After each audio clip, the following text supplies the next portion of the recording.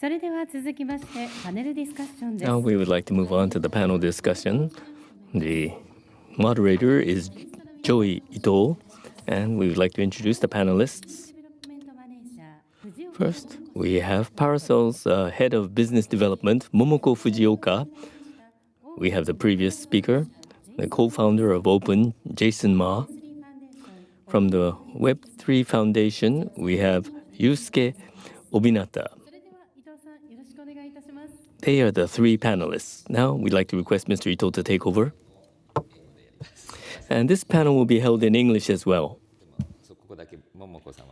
But Momoko-san will be in Japanese. So please introduce yourself, Momoko-san. How do you do? My name is Momoko Fujioka, and I'm head of business development at Parasol. But my background was originally from an accounting company. I spent 6 years in an accounting company, and for several years, I've been interested in blockchain and crypto. But I recently entered this world on a full-fledged basis, and I'm still studying this. And Parasol is a US-based company, but we have Japanese customers. And I'd like to touch upon such subjects today. Best of regards. Best of regards. Shift to Japanese. But maybe we can start also with Momoko-san. I mean, I think this topic is generally some about Web3 in Japan and things like that. And it's sort of a question to all of you. But, and you talked about it a little bit in your presentation, but like coming to Japan, like bringing Web3 things to Japan, especially as a non-Japanese company. Have you found any challenges, or what's been the most difficult things, or anything? Yeah. So being a U.S. company deploying in Japan, I think there are some obvious just like time difference. Finding time doing this project 100% remote between U.S. and Japan is a challenge. We're always trying to like triangulate multiple time zones. You're the only Japanese speaker, right? Yes, I'm the only Japanese speaker. So there is the language barrier, which has been interesting. But also, I think there are a lot of really unique cultural differences between U.S. and Japan in terms of how we should design our product too. Everything from UI, UX design. I think there are differences in what people are really comfortable with, and also, I think in the US, I think people care a lot about revenue, but in Japan, it's been really important to value the culture of our clients too. And so, it's been a really dynamic and interesting experience working here, Obi-san, you're probably similar to us, where we always end up being the translator at the nomikai and not getting to participate as much. And I know you have jet lag because of the time zones and stuff. But what's your primary? Because you come to Japan and you're bringing a lot of because Polkadot's quite popular in Japan. I assume that's a lot has to do with your activity here. But any thoughts on your side about sort of bringing outside companies or projects to Japan? Yeah. So I think one of the things that I've done a lot in 2018, 2019 was that to bring the top developers, the top investors in the Web3, like at the forefront of Web3, and then let them speak in front of Japanese developers, students, young people. I think it was really effective because otherwise it'd be very difficult for like a Japanese national based in Japan to feel like what's happening in Web3 at the global scale. So I think that's also like one of the things that I really want, that I've been really focusing on, like bringing the like a knowledge or experience that we have at the forefront of Web3 space, and then share that kind of like insights to Japanese developers or would be Web3 founders. And I mean, I think you were sharing that you had a lot of interest for people wanting to come to Japan, like Gavin and Vitalik, but also the Japanese developers seem to be, I mean, I guess you do this around the world. Do you think Japan is more receptive to new things like this, or is it harder, even though there's a cultural difference? I think in general, I think Japanese people, at least like those like young people that I often interacted with, they're very receptive, very open-minded. It's just like I think the issue is just like language barrier. But I think I figured like most of those Japanese developers, the young people, they don't. I mean, they might have some difficulties to speak or converse in English, but I feel like that most of them could somewhat like understand what people are saying in English. Yeah. So yeah, when I was organizing meetup in Japan, we often did the meetup only in English, right, without any simultaneous translators. Yeah. But people still got the idea, got the learnings. And Jason, I mean, you do so much cultural mixing both directions, but I think you've been coming to Japan for a while now, right? I mean, as a non-Japanese speaker, how do you feel Japan is? And then I know you go all over the place, but like comparatively, how do you view Japan? Both sort of Web3 now, but also you've been doing this since before Web3. So. Well, I was telling earlier in an interview, my two favorite places in the world are south of France and Tokyo. So when you invited me, I didn't even have to think to get on an airplane and come. I'm just so enthralled and I just love Japanese culture, period. I think it's probably the richest and deepest culture in the world to me, not by historical time span, but by what it has to offer. And so when you look at Web3, especially with NFTs specifically, this intersection between crypto and culture, if you look at all the top collections on OpenSea, they're almost all influenced by anime. So whether it's Mechaverse, right? Whether it's Karafuru, whether it's Azuki, Galverse now, POW, all these different collections, that there's just so much IP and there's so much creativity that's waiting to be fully unlocked that I feel like the last few decades in Japan have kind of been complacent.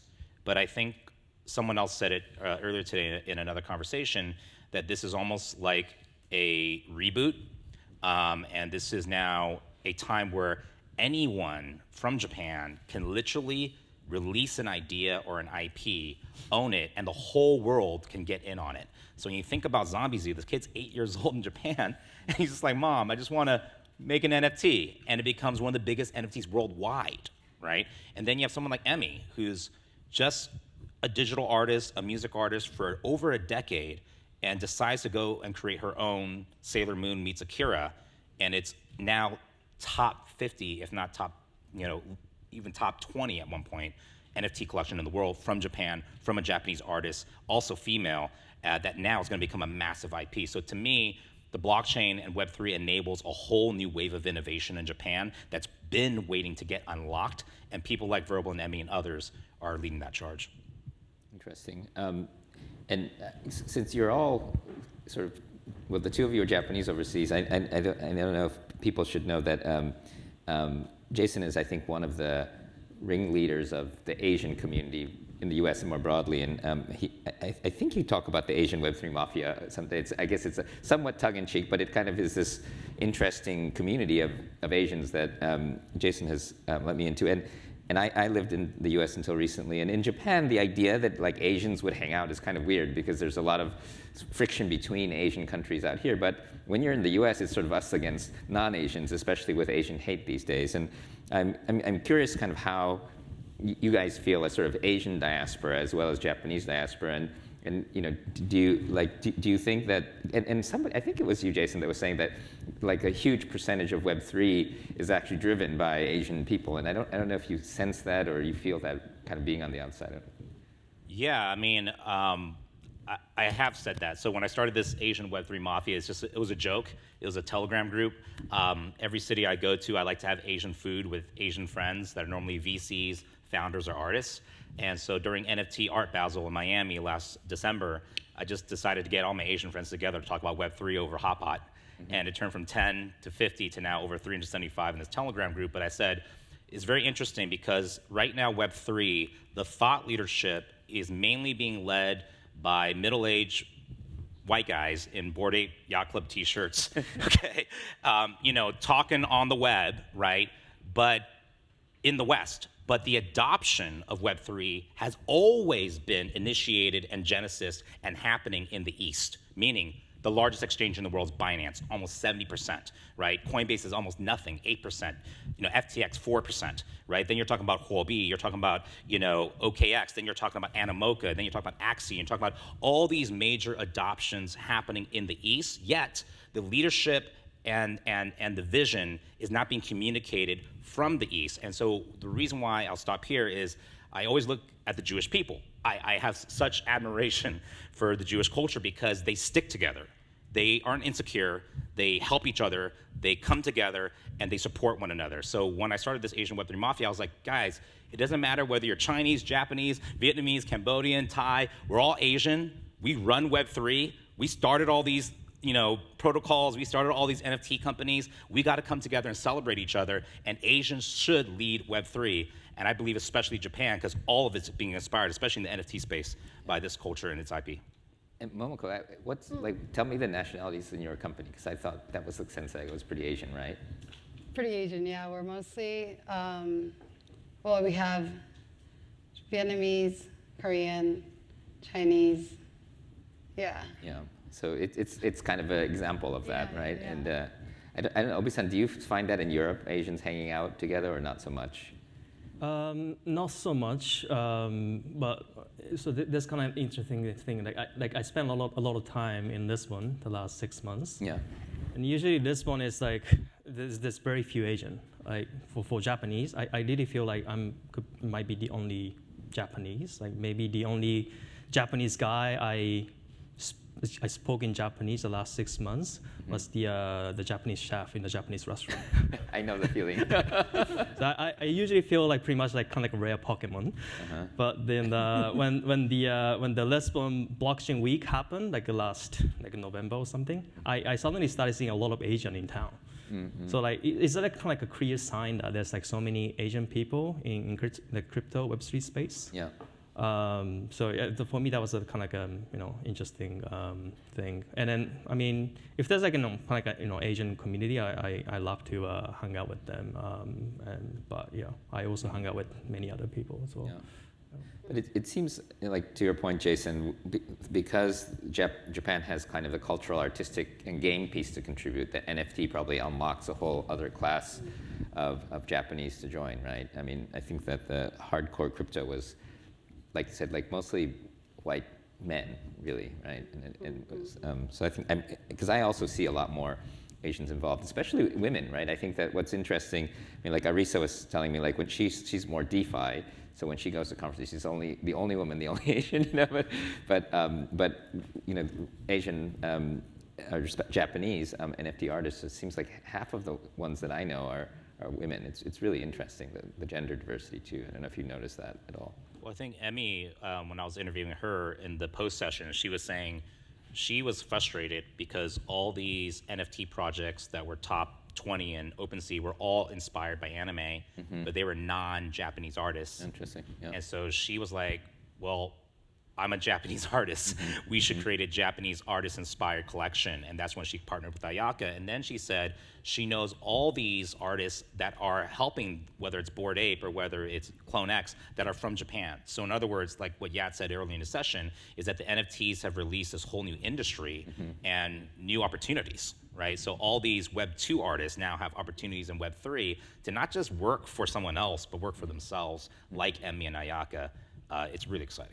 Interesting, but you've been talking about, because you've been in a lot of music before then, right? And you produced, I think, in 88 Rising, you brought Japanese artists to the States and stuff like that. I mean, what about old artists versus new artists, and native IP versus non-native IP? I mean, I think a lot of people have opinions about that. I don't know if it's a great question. I was so give you an idea. I said earlier in the session, if our artist at 88 Rising, let's say Joji, who's our biggest artist, who's Japanese American, gets 100 million streams on Spotify. Spotify pays us $300,000. Okay, after we pay out writers, 100 million, you said? 100 million streams, 300 grand. It's not a business, right?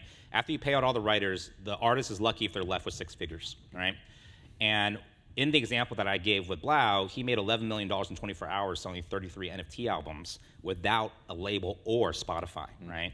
And so going back to what this actually all means, I gave an example when I was speaking with Warner Music. They're one of our investors, to 150 label CEOs. I said, what if you discovered The Weeknd, one of the biggest artists in the world, before he was The Weeknd, and his name was The Weekday? And The Weekday only had 10,000 followers on Instagram and SoundCloud.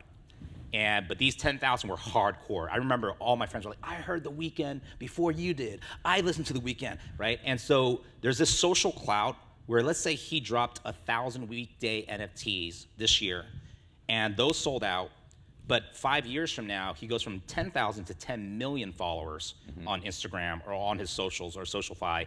How much are those 1,000 early NFTs worth? It's like buying a Mickey Mantle baseball card rookie year, right? So the utility, the value, and being able to say that I, through the blockchain, through this NFT, was proven, that was one of the first early 1,000, is super interesting of what that unlocks. And I think that's, I mean, I used to be a disc jockey, so I remember, I mean, I was into those guys before you were. It was really important, and I think there's a famous story about, there's a really famous Sex Pistols concert, or in a live house act, and I think they've shown mathematically all the people who said they were there, there's like 100 times more people than could have ever been there, you know? And so proof that you were actually there, or you were actually into somebody before you were before, is very similar to token issuances and sharing with the community and stuff like that. And I think, you know, because of the frothiness, there's a lot of speculators that are only in it for the money, so it gives it a bad sound. But in fact, that's traditionally how people, like when I would play records at a nightclub, the kids who came to my dance floor and danced to music they didn't know, danced because they trusted me to have taste that would make them look good to their friends because they knew how to dance to a song before everybody else. And that kind of is a basic basis of fashion. And I think fashion's okay for creative things. It's not that cool for stocks because you're supposed to have underlying utility. But with culture, that's sort of the thing. And that's, you're saying the NFT is kind of is a way to express that, right? So what was your DJ name? Huh? No, I didn't. I'm old school. I was back in the 80s when we didn't have DJ names. I didn't even talk on the thing. It was just played records. DJ Joy. Back to the sort of question about sort of like old school, like because everybody talks about Japanese IP and you talk about anime and stuff like that. Do you think that the idea of taking established, well-known IP is the main thing, or do you think it's finding the artists and the talent? And Obi-san was talking about the young people, right? Is it about the young people here, the 20-year-olds? I mean, like this, I think half the people here, the two of them are in their 20s. Arisa's in her 20s. I think Micah's probably in her 20s. I mean, and we're the older, more the producers, right? They're the artists, right? But is it more the young people coming out, do you think, or both? I don't know if you.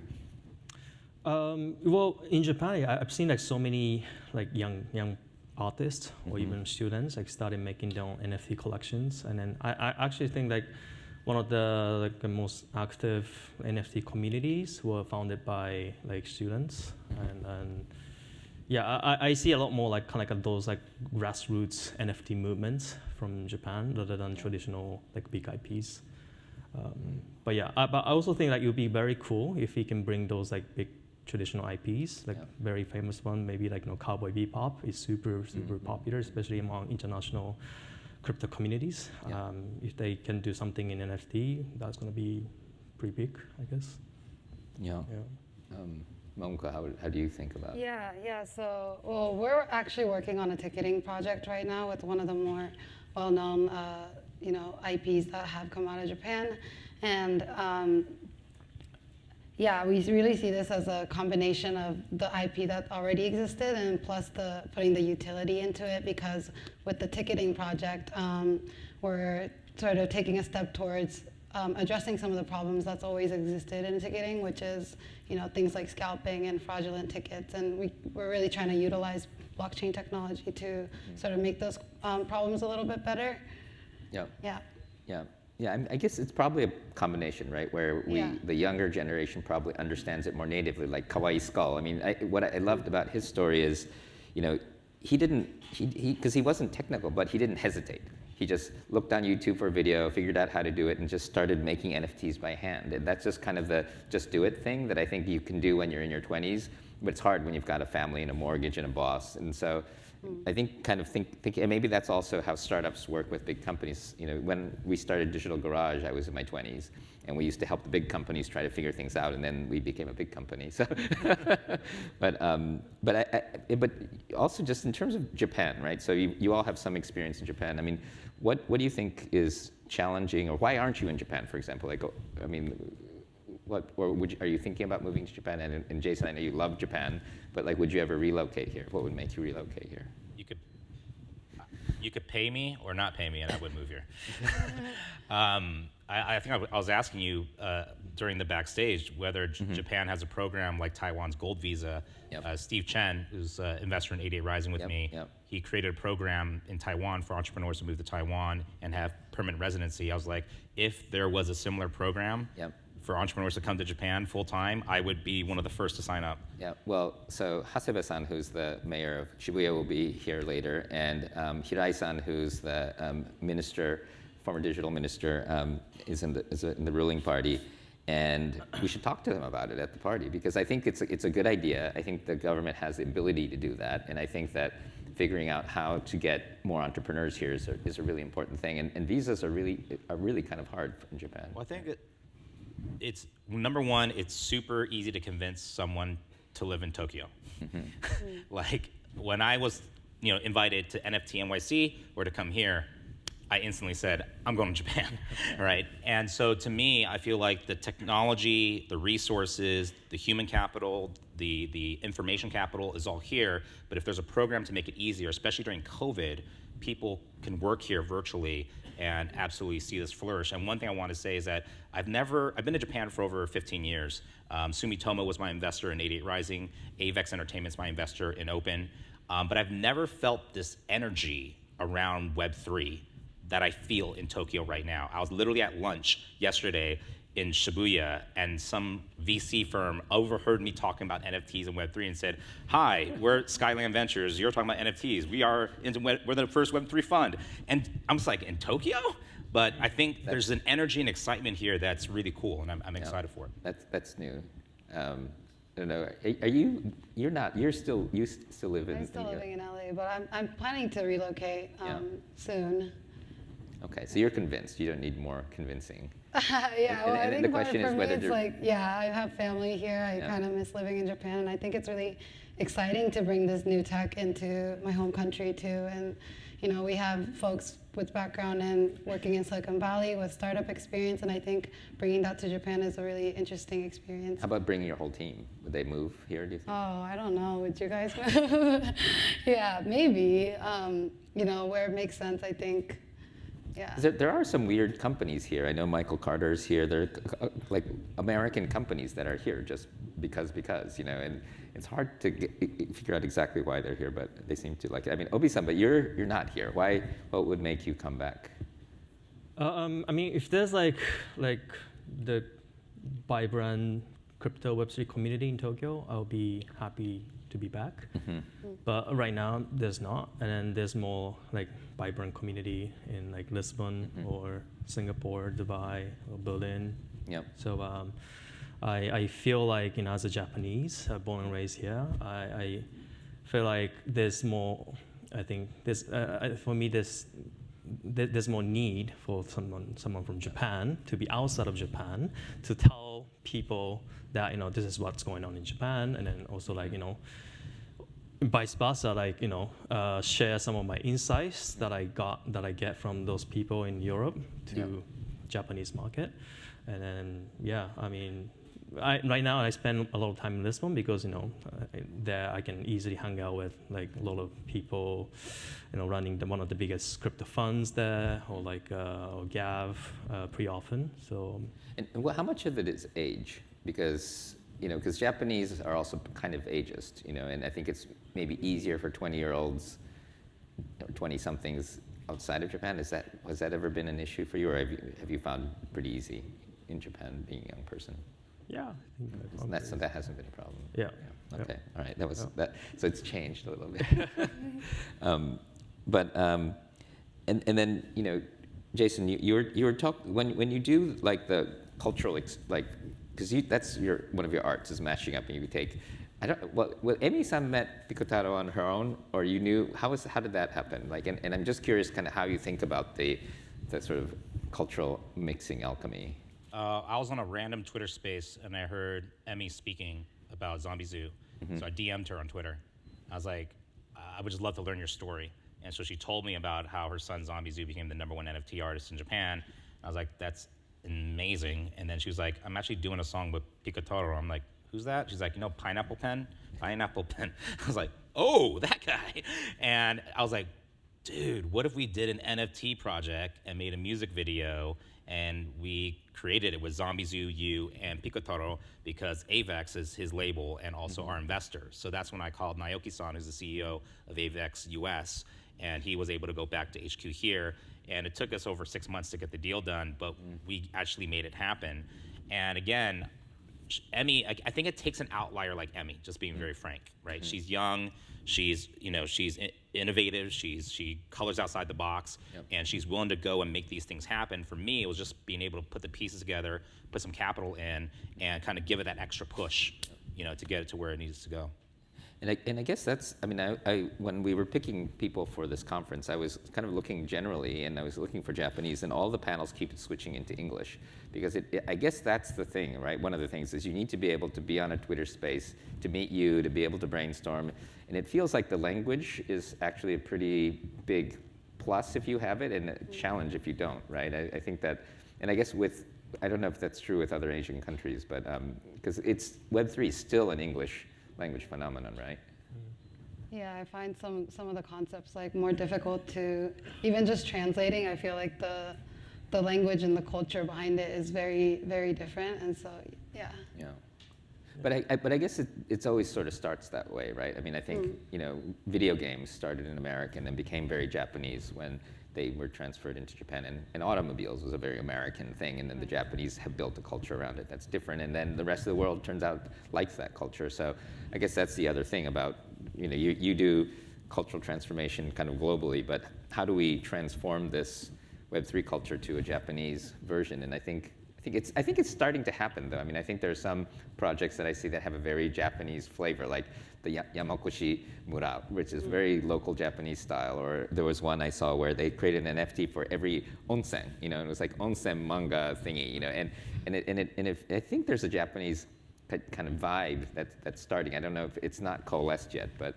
and that, do you think the anime piece is also, I mean, it seems like a key piece outside, but I don't know if that's going to be the key. What do you think the key taste is for Web3 in general, but then kind of thinking about Japan? Because there's a sensibility, right? Even the website, once, I think our design team kind of looked at Web3 sites and said, oh, this is kind of how it looks. There's definitely a vibe. I don't know if you think that it's starting to, what the Japanese version of that would be. I mean, I wouldn't be surprised if the first new big animated series comes out of Japan through Web3. I see. I think whether it's Galverse, I had dinner last night with Yat and the Galverse co-founders, both Ayaka and Emmy, and that's their next step, right? Is to take their version of Sailor Moon meets Akira, turn it into a full-blown animated series in a full-blown world. But to me, it's more than just a 2D animated series, right? You're talking about, I always say this, like, what if Star Wars was not birthed in 1982, but 2022 on chain, and 5 years from now, you had 100 million Star Wars wallet addresses. Yeah. And you woke up in the morning and you got an NFT to go meet George Lucas at Star Wars Island. I think that interoperability and interactivity is where and that's I guess a key thing, which is for the Japanese vibe to start, we have to have Japanese users. And right now, probably Japan's still, 10%, 15%. I mean, it's pretty small. I think it's the second lowest in the world and so I guess onboarding, how do we onboard Japan? I mean, I know you're all onboarding different things, but.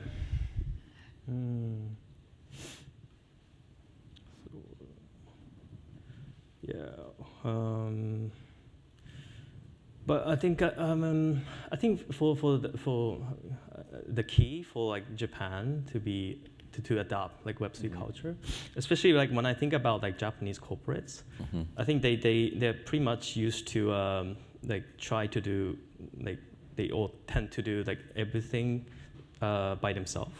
So like there's like popular comparison, there's the cathedral and the bazaar. I think a lot of Japanese company, they used to do in a cathedral way. But I think in Web3, I think it's really important to get the open source mindset, and then also try to cooperate with different partners or fellow Japanese corporates to make some difference at the global scale, not only just limited to a Japanese market. So I think still not many Japanese corporates don't get the idea of open source philosophy. So I think that's something we can work on. What do you have? Yeah, I think like Jason was saying, there's a lot of great IP that came out of Japan, and I think that's good to start a flame. I think generally a lot of people adopt new tech in history to be able to access creativity and express themselves creatively, and so I think that's what gets sort of the spark going. But at the same time, I think utility is also important. I think NFTs sort of started out in the same way that people wanted to own digital images and digital art, but I think some people are starting to wonder, what's the utility behind this? And so I think strong utility to support is also important. And also another one of the current problems with onboarding, I think, is the frictions of the onboarding process. Things like gas fees and the keys and things that might not feel intuitive to somebody that hasn't been using crypto and the technology. And so we're really trying to smooth out that onboarding process so that we can capture a bigger. Yep. Yeah. And Jason, I mean, that Avalanche fund that you were talking about is kind of that, right? Avalanche is a new blockchain. They're paying you to help them onboard, sort of, right? I mean, or I don't know if that's exactly what they're doing, but this is. I mean, they came to me. I feel like not just Avalanche, but whether you're Solana or your Polygon, everyone's preaching the same message, which is how do we onboard 1 billion in Web 2 into Web 3? And to me, it's culture, right? So music, movies, sports, lifestyle, fashion. These are the things that mass adoption rallies around. And so I really do believe it's going to be this next wave where the Star Wars IP and the Pacific Rim and the Godzillas and the Fast and Furious all of a sudden start allowing, we're doing something with another major artist around ticketing as well, but we're not trying to go mass, meaning, because the mass is not there yet. But if you have a big artist, try to go small in Web3 to go big.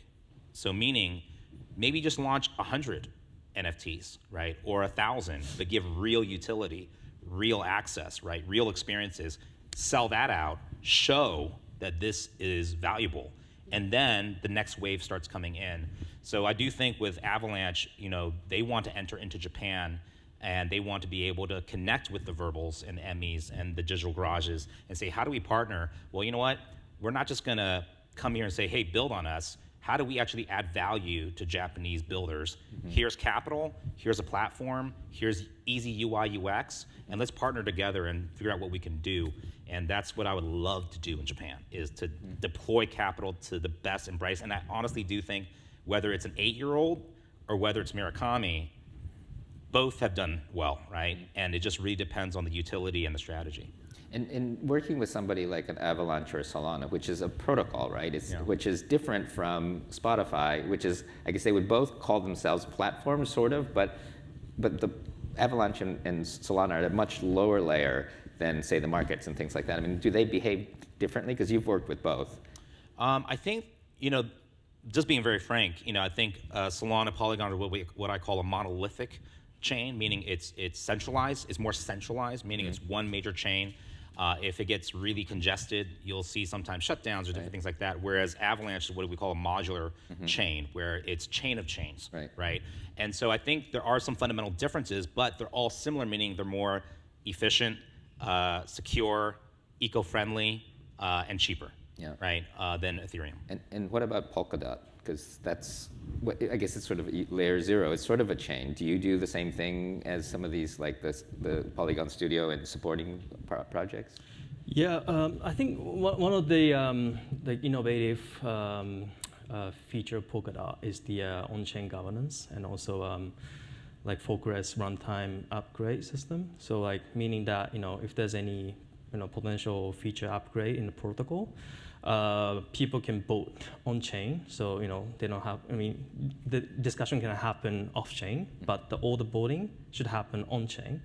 That's something different from like Bitcoin or Ethereum. And then even if there's like any change, there's no need for like hard fork anything. So there's been actually like hundreds of like upgrades Polkadot since the launch without any delay, any forks. So it's a pretty like I would say like fast evolving chain. Depends on like the change of technology and environment.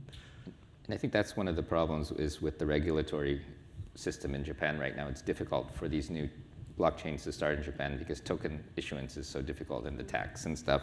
And so there's no market, so they don't come. And if they don't come, it's hard for them to support people. And so that maybe also unlocks a different category of innovation in Japan if we can get the regulations changed. Right?